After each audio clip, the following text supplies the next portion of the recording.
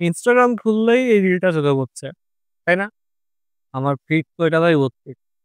তারা জানে না যে এটা হয়তো অনেক সুন্দর একটা সায়েন্সের জিনিস। তাতেই ভাইরাল হয়ে যাচ্ছে, তাই না? তো আজকে এই যে জিনিসটা দেখানো হচ্ছে ওটার পেছনে কারণটা বুঝিয়ে দিই। যে ওর পেছনে কি আছে, বিজ্ঞানটা কি, তাই না? চলো দেখা যাক। তো এটার পেছনের সায়েন্সটা হচ্ছে আলোর বিক্ষেপণ।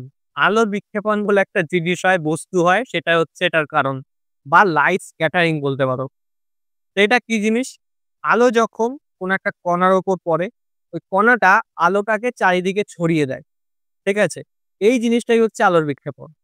সংজ্ঞাটা আমি লিখেছি দেখো, সিম্পল ভাষায় বলছি একদম যাতে বুঝতে অসুবিধা না হয়।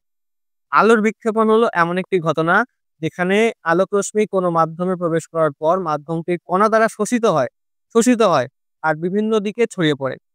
এটা একটু অ্যাডভান্স লিখেছি আমি, যে আলোটা আসবে, কণাটা দ্বারা শোষিত হবে, ইলেকট্রন এক্সাইটেড হবে, ইলেকট্রনটা লাইট এমিট করবে, এনার্জি এমিট করবে। অত কিছু বোঝার দরকার নেই, ওটা হাই লেভেলের জিনিস। তোমরা জাস্ট মনে রাখো, আলো আসবে, কণায় ধাক্কা লাগবে, চারিদিকে ছড়িয়ে পড়বে। ঠিক আছে? সিম্পল ব্যাপার। চলো, এই দুটো লাইন মনে রাখবে। এই ঘটনায় আলোর দিক পরিবর্তন হচ্ছে, আর আলো চারিদিকে ছড়িয়ে পড়ছে আর বিক্ষিপ্ত হয়ে যাচ্ছে। সিম্পল ভাষা। ওকে, চলো। ৩ টে ছবি আছে আমার কাছে, হ্যাঁ? Solution, colloidal, suspension. ওকে? প্রত্যেকটাতে আমি জল দিয়ে দিয়েছি। কি রেখেছি? জল রেখেছি। এই জলটায় এমন পার্টিকেল আছে, এমন কণা আছে, যেই কণাগুলোর সাইজ ১ ন্যানোমিটার থেকে কম। এই জিনিসটাতে মানে এই জলে এমন পার্টিকেল আছে, যেই পার্টিকেল গুলো, যেই কণাগুলোর সাইজ ১ ন্যানোমিটার থেকে ১০০০ ন্যানোমিটারের মধ্যে। আর এই যে জলটা আছে, সেই জলে একটু বেশি বড় পার্টিকেল আছে, বেশি বড় কণা আছে, যেগুলোর ১০০০ ন্যানোমিটারের মধ্যে পড়ে।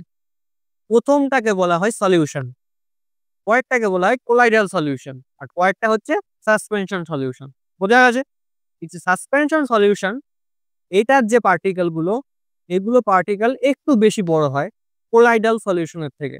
দেখতেই পাচ্ছ, ১ থেকে ১ ন্যানোমিটার থেকে ১০০০ ন্যানোমিটার, আর এটা ১০০০ ন্যানোমিটার থেকে মধ্যে পড়ছে, তাই না? এই কোলাইডাল থেকে এর পার্টিকেল গুলো একটু বড় হয়। এবার আমরা যেই আলোর বিক্ষেপণ করলাম বা লাইট স্ক্যাটারিং, দেখো ১ম টাতে তো কণা নেই, পরের দুটোতে কণা আছে। তাহলে কোনটাতে আলোর বিক্ষেপণ হবে, কোনটায় ভালো হবে একটু দেখে নিই। আমি আলো দিচ্ছি, ১ম টাতে দেখো কোনো আলোর বিক্ষেপণ হয়নি। কিন্তু পরের দুটোতে আলোর বিক্ষেপণ হয়েছে। কোলাইডাল সলিউশনে একটু বেশি হয়েছে, আর এখানে একটু কম হয়েছে। ১ম দিকে একটু খেয়াল করো, যেটা বলছি খেয়াল করো। কোলাইডাল সলিউশনের পার্টিকেল গুলোর সাইজ এটার থেকে কম ছিল, সাসপেনশন থেকে কম ছিল। তার জন্য এই জিনিসটা তাড়াতাড়ি নিচের দিকে থিতিয়ে পড়বে না কণাগুলো। কিন্তু এই যে সাসপেনশন সলিউশন আছে, ওর কণাগুলো একটু বড়, তাই তাড়াতাড়ি থিতিয়ে পড়ে। তার জন্য ১ম দিকে এগুলো স্ক্যাটারিং দেয়, কিন্তু বেশিক্ষণ ক্ষণস্থায়ী হয় না। মানে বেশিক্ষণ স্থায়ী হয় না, ক্ষণস্থায়ী হয়। তাই তো? তাই নিচের দিকে থিতিয়ে পড়ে, স্ক্যাটারিংটা অল্প সময়ের জন্য থাকে। কিন্তু এটা খুব বেশি সময়ের জন্য থাকে এর তুলনায়। ঠিক আছে?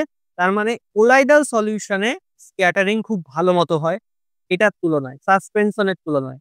আর এই যে রিলটা বানিয়ে সবাই ভাইরাল হচ্ছে, এটা হচ্ছে একটা সাসপেনশন সলিউশন। হলুদের গুঁড়ো জলের মধ্যে দিলে এটা একটা সাসপেনশন সলিউশন হয়ে যায়। তাতেই থিতিয়ে পড়ে, বেশিক্ষণ হয় না। তাছাড়া রিলটাও কম সেকেন্ডের জন্য।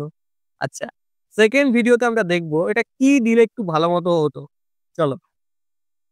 আরেকটা জিনিস হচ্ছে টিন্ডাল ইফেক্ট। টিন্ডাল ইফেক্টটা কি জিনিস? এই যে আলোটা আমরা দেখতে পাচ্ছি চকচক করছে, ওই জিনিসটাই হচ্ছে টিন্ডাল ইফেক্ট। আলোর গতিপথকে দেখার যেই ঘটনাটা, সেটা হচ্ছে টিন্ডাল ইফেক্ট।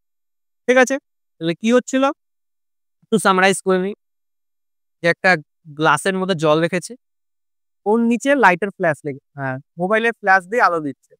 আলোটা গেল, হলুদের গুঁড়ো আছে, হলুদের গুঁড়োতে লাইট ধাক্কা লাগলো, চারিদিকে ছড়িয়ে পড়লো। চারিদিকে ছড়িয়ে পড়লো, এটা কি? স্ক্যাটারিং। লাইট স্ক্যাটারিং, আলোর বিক্ষেপণ। আর আমরা দেখতে পাচ্ছি ওই ঘটনাটা কি? Tyndall effect. ওকে? বোঝা গেছে একদম ক্লিয়ার? তো চলো, তুমিও একটু বানিয়ে ফেলো রিলটা, তাহলে তুমি একটু ভাইরাল হতে পারবে। আর যদি আমার এই ভিডিওটা ভালো লাগে, একটা লাইক আর শেয়ার করে দিও।